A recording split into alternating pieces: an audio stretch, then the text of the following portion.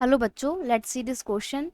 And here this question says, in general, with the opening of trade, goods travel from one market to another. यानी कि trade की opening की वजह से क्या हो रहा है कि जो गुड्स है ना, जो चीज़ें हैं, वो मार्केट में ट्रैवल कर रही हैं, एक जगह से दूसरी जगह में ट्रैवल कर रही है। मान लो इंडिया का कोई गुड है तो वो चाइना में बिक रहा है, चाइना में जाकर चाइना में वो गुड ट्रैवल करके जा रही है और फिर वहाँ बिक रही है।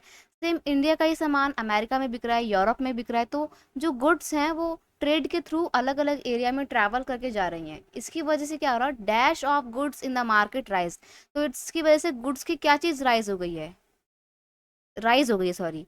देखो, क्योंकि ग्लोबलाइजेशन का ज़माना है, ट्रेड एक्टिविटी बहुत ज़्यादा बढ़ गई है, जिसकी वजह से हमारे को बाहर के देशों का सामान इजीली इंडिया में अवेलेबल है। इनफैक्ट अगर हम टॉयज़ की बात करें तो टॉयज़ तो हमारे इंडिया में सारे चाइना के ही होते हैं, मेड इन चाइना लिखा होता है उनमें, है ना।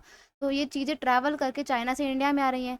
अब हमारे को हमारे ही देश में चाइना के टॉयज़ भी अवेलेबल हैं, अमेरिका भी के भी अवेलेबल हैं, यूरोप के भी अवेलेबल हैं, जर्मनी के, फ्रांस के, अफ्रीका के, इंडिया के खुद के भी टॉयज़ अवेलेबल हैं। तो ऐसे में क्या हो रहा है, मार्केट में क्या चीज़ राइज हो गई है, मार्केट में चॉइसेस राइज हो गए हैं, choice of goods in markets rise. तो यहाँ पे हमारा सही आंसर है चॉइस। ठीक है, अब हम चूज कर सकते हैं कि ये नहीं तो ये, या कौन सा सामान हम लें। तो choice of goods in markets rise.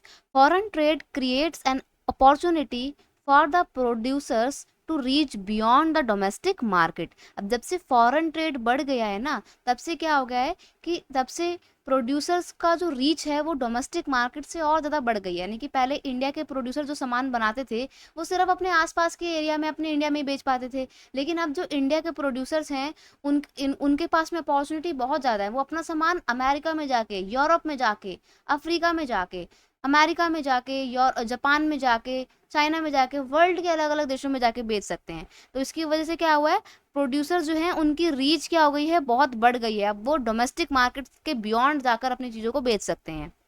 For buyers, अब जो खरीदने वाले लोग हैं उसके उनके ऊपर क्या इम्पैक्ट पड़ा है। For buyers, import of goods purchase in another company is one way to expanding the choice of goods produced in another company. अब उनके पास अलग अलग कंपनी का सामान अवेलेबल है, तो उनके पास चॉइसेस ऑफ गुड्स बढ़ गई हैं। अब वो चॉइस कर सकते हैं कि मैं इस देश का, इस कंपनी का बना हुआ सामान खरीदूं या दूसरी कंपनी का बना हुआ सामान खरीदूं। आप मोबाइल का एग्जाम्पल ले सकते हो ना।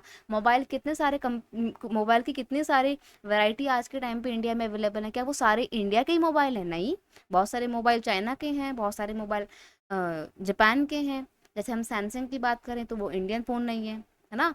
और अपना ये ओप्पो है, शाओमी है, रियलमी है, ये सब चाइनीज़ हैं। तो चाइना की चीज़ें ट्रैवल करके इंडिया में आ रही हैं।